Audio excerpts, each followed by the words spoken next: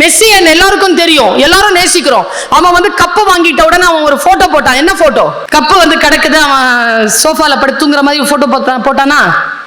5 Olympic, 4ல best man of the match அவன்.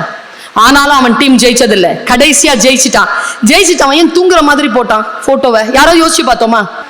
அந்த வருஷத்துக்கான ட்ரெண்டிங் போட்டோ அது. என்ன தெரியுமா?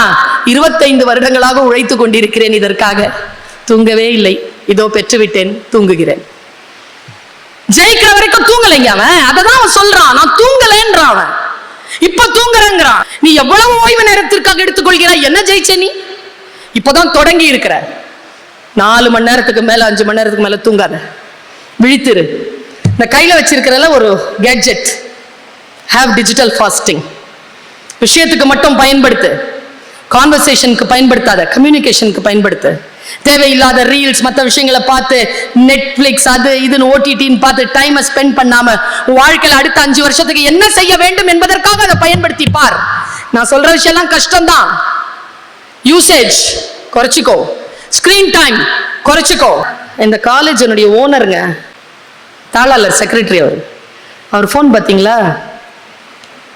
1250 ரூபா ஃபோன் வச்சிருக்காரு. அது போதும். ஏன் தெரியுமா? அவர் ஸ்மார்ட் போன் வைக்காததுக்கு காரணமே அதுல பயன்படுத்துற அந்த நேரத்தை அவர் இந்த கல்லூரியினுடைய வளர்ச்சிக்காக பயன்படுத்துவதற்காக அதை ஒதுக்கி வச்சிருக்காருங்க. மனுஷன் ஒண்ணுத்துக்கு உதவி கிடையாது, அது வச்சுட்டு சுத்துது ஐபோன்.